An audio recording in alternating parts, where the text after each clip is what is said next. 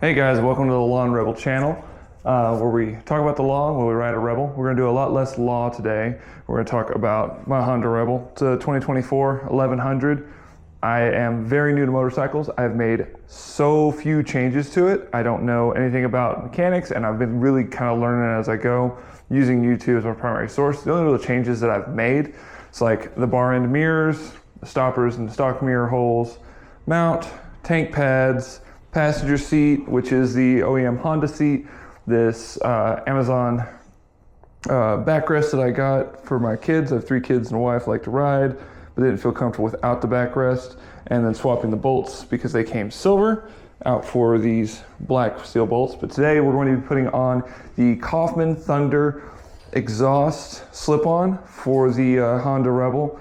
It's the first actual mod that I'm going to do that impacts the performance at all whatsoever, but the research I did on it, selecting the exhaust, was strictly on YouTube and Reddit, and this video today is about the way Coffman sends it, packs it, and gives instructions if it is sufficient for someone with very little knowledge to be able to install the exhaust without an issue. So I did open the box already. I took a look inside. I did go and on the clamp that it comes with, it came with a silver bolt, and like everything else that's on the Rebel, they're black, so I went and purchased a new 55 millimeter bolt to put in there that is black instead of silver, although I think the idea behind it is to bolt it behind to where you wouldn't see the bolt. Either way, but I don't want to take that risk. This is my first time taking it out of the actual factory packaging. It did also come with a little thank you card, stickers, and the instruction sheet, which is what we're going to follow today and see if it actually gets us from stock to Coffman without me having to call my buddy to come fix it for me. So taking it out of the plastic, it doesn't seem like it's going to be that hard. Like one bolt and then loosen the mount, put this guy on, and then it should just be good to go after that. One thing I do know is that because I have a passenger setup on it, I'll have to take the right passenger peg off to get the Thunder to mount appropriately and run the peg. And that's part of the reason I went with this one, because looking at it, it was either Coffman, Vance & Hines, or Two Brothers Racing's, any of the cheaper ones you could find on Amazon or eBay. People complained about the mount not being able to allow for a passenger setup, and I love having a passenger setup. So looking at it, the 3 bolts that appear to be needed to be removed or loosened are going to be 12 millimeter bolts. Let's just double check that before we start taking stuff off, you know? Yep, 12. And then the 2 bolts that attach the muffler to the exhaust here. All right, we're just gonna dive in. It couldn't go wrong, right?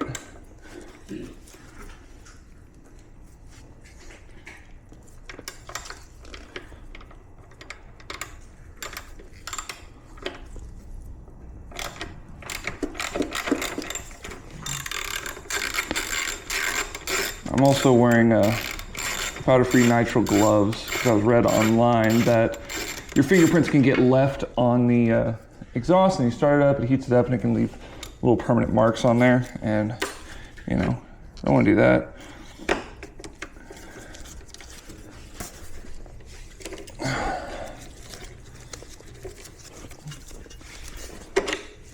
Passenger peg removed.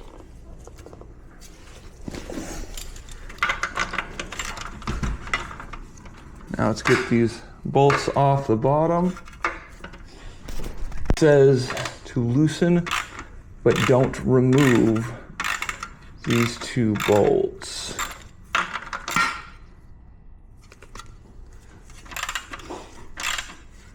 So the question is, it doesn't really say how loose. So I'm wondering if what I saw, if you loosen each one enough, you should start to get play, which I am starting to get play in the exhaust. When I grab the end of it and wiggle it back and forth, it does move.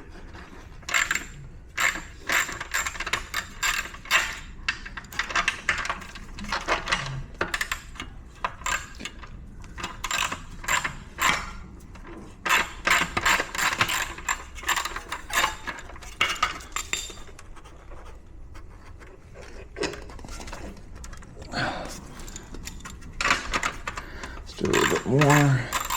And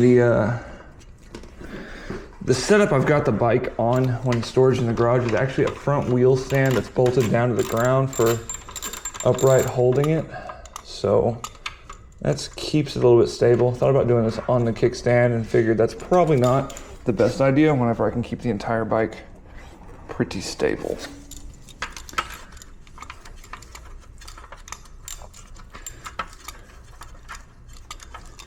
All right. I think that's about as loose as I'm gonna get that without taking the whole thing off. All right.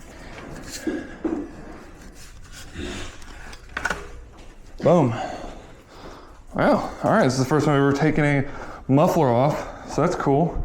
This thing is also heavy, like ridiculously heavy. Read online that it's 11 pounds, and I would have guessed like 15 to 20 pounds. That's beefy. The garage is kind of a mess. Kids' bikes, toys. It's a shared space, guys. All right. Now, Wife sitting in the background. Wife sitting in the background working on her happy planner.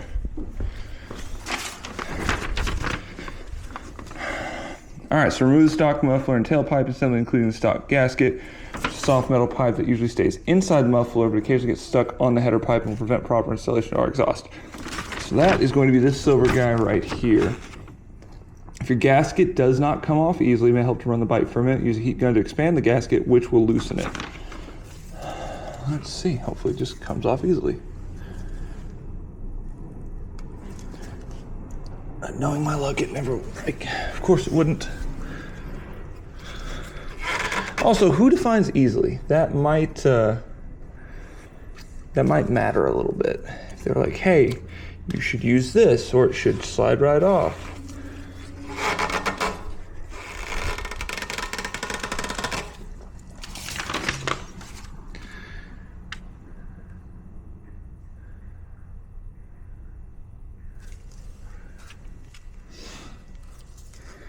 All right, I will come back when I get that gasket off. Okay, I think I got the gasket off. Definitely, if you've never done anything like this before, you're not mechanically inclined, you don't know what a gasket is, you've never taken a gasket off, Google how to get one off, because that was a nightmare. Luckily, it did have a heat gun. It's not a great one, but like, it heated it. With enough prying, scraping, I think we've got it about as off as it can be. So after we take off our gasket, it does say loosen but do not remove the mounting bolt, the bolt mounting the header pipe to the frame under the motor. So motor, under, right. I don't know if you can see that. Right here, there's a bolt. It even has a diagram, it does have a picture, and that does appear to be the bolt in question. Mounting the muffler. Mounting the header pipe to the frame, and it does appear to be. So we'll need an extension. All right, extension inquired, and we are the same size as everything else. So loosen, but do not remove. All right. Slide the T-bolt clamp onto your header pipe for temporary storage. That's going to be what I replaced with the black bolt. Again, it comes with a silver bolt. I swapped that out for the black one for temporary storage. Look at that, temporary storage. Slide the Coffman pipe onto the stock header, slowly rotating while pushing the system until the bracket is lined up correctly behind the foot peg mount, not in front of it. All right. They make it sound so easy.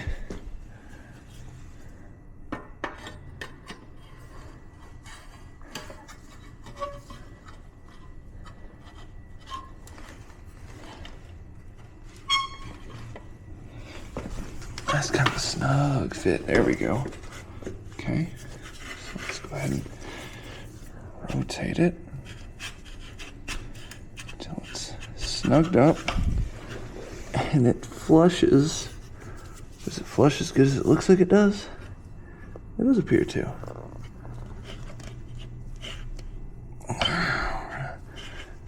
Make sure it is on as it's gonna be. Alright, so our Coffman Thunder is, look, it's basically done. Install displayed bolt, nut, and washers through the foot peg mount and resecure tightly. I believe that's actually gonna be where we reinstall our foot peg. Because this is working off the assumption that you do not have a passenger setup, which we do. Look at that.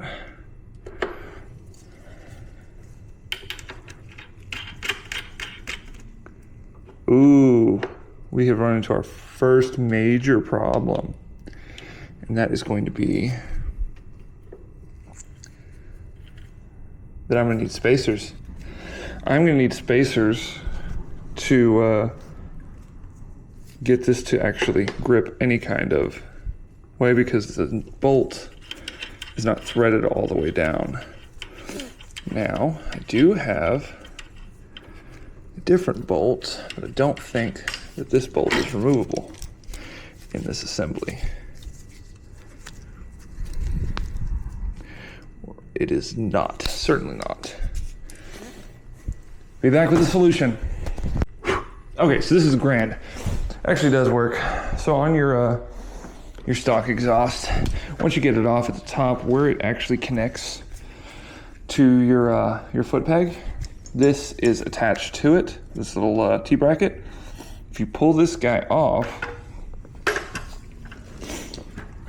when you run this into your frame mount, you can put this on there, and it gives you just enough thread to get this guy to bite down real hard, save you a space trip to the hardware store. It also does say that if you want to make your own spacers instead, because you don't like this, it lists the dimensions for it on the instructions. So, real quick, spin of that guy. I believe I gotta go back down in size.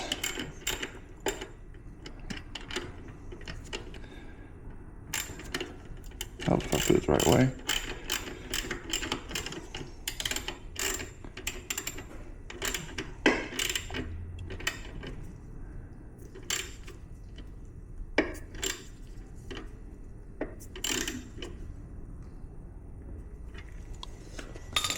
Beautiful. We're not going anywhere. Got it. Would it prefer it to be black? Of course. All right. Reinstall the T-bolt clamp over the end of the exhaust and tighten down to 9 foot-pounds. Yeah, man.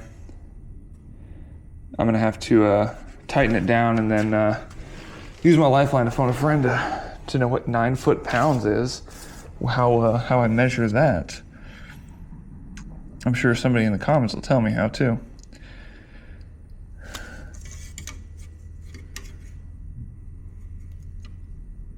So the question I have is, does it go over halfway? Does it just go on the Coffman? It is not real clear on that. That's okay. All right, so I got it clamped down. Not sure if it's 9 foot-pounds. Like I said, I'll find that out later. But I do know that it is not going anywhere. Also, don't mind these zip ties. I ran LEDs through the bike. I'm gonna go later and get these snipped off. Somebody's got a tool that'll snip it off right there at the tip, so it leaves off the little sharp cutties. And I'm gonna also make sure that I've got them exactly where I want to have them with the wiring up through the frame. All right, let's get this guy outside and do our first startup. It still has a baffle in it. I'm gonna leave that in for now, and then see what it sounds like with and without. All right, we got the Coffman Thunder exhaust installed. The biggest hang-up is definitely getting the gasket from the original exhaust off. Definitely run your bike for a couple minutes before that, or use a heat gun to get it all scraped off. After that, getting the assembly back on is super easy. It doesn't take any mechanical knowledge prior. Like I said, I've got none. So we're going to do our first startup of the new exhaust.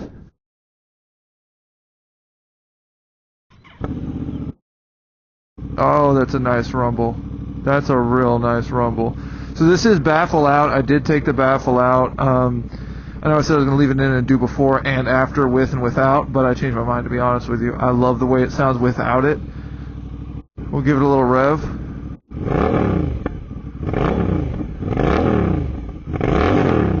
It does sound really good. It's not overpoweringly loud.